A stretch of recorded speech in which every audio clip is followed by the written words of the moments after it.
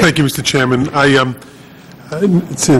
Welcome to the committee, Mr. Geithner, and thank you for your responses so far. It never ceases to amaze me the level of apparent amnesia some of my colleagues on the other side of the aisle have had about how we got to this problem in the first place. And I thank you for answering Mr. Heller's question in particular. By the line of questioning, you're almost led to believe that because of the last month and a few days of a presidency, we have the problems we have today. And thank you for setting the record straight. This didn't happen overnight. This took 8 years in the making of stagnant, at best, growth.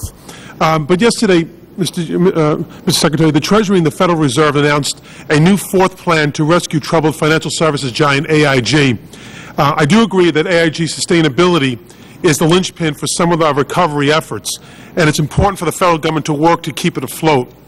However, I must demand for AIG increased accountability and transparency, something that was not done during the previous administration. For example, just last month, AIG paid 343 employees of AIG FP, their financial products division, or created the financial hole that AIG is in, and in turn, a multi-billion-dollar bill for American taxpayers of $56 million in bonuses, and are slated to pay an additional $162 million in bonuses to 393 participants in the coming weeks. And there's more. Further bonus payments totaling approximately $230 million are due to 407 participants at AIG's Financial Products Division in March 2010. This makes no sense to my constituency, and I'm not here to bash compensation. We can go a little overboard as well. But this company claims to be on the brink of disaster, and it's handing out bonuses.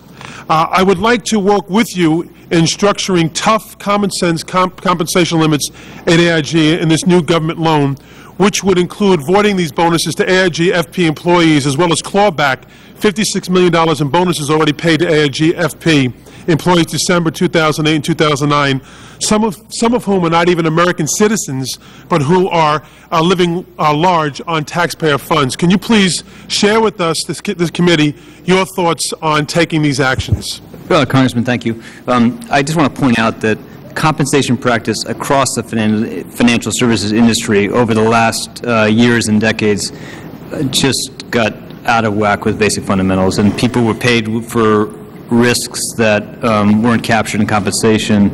And part of what we do to make sure this kind of crisis doesn't happen in the future is to change those basic incentives, and there's going to be a role for government in doing that.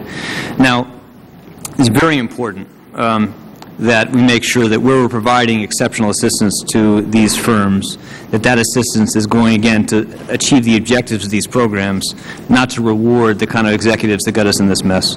I'm deeply committed to that objective. The President laid out some very comprehensive conditions in his proposals last month. Congress passed, as part of the Recovery Act, a set of additional provisions. We are now in the process of designing regulations, guidelines to apply those provisions, and we're going to be as careful and responsive as we can to the concerns you have, so many Americans have, about how these resources have been used. And I just want to say that the judgments made by these boards of directors and senior executives across parts of the financial have just caused a lot of damage to public confidence in the quality of their judgment, and they have a deep responsibility and obligation to make more careful judgments going forward, but we're not going to be able to depend on them to do it. We're going to make sure that there's conditions that come with our assistance to assure that. So we're going to figure out how to apply these new provisions in a way that's as carefully designed as possible.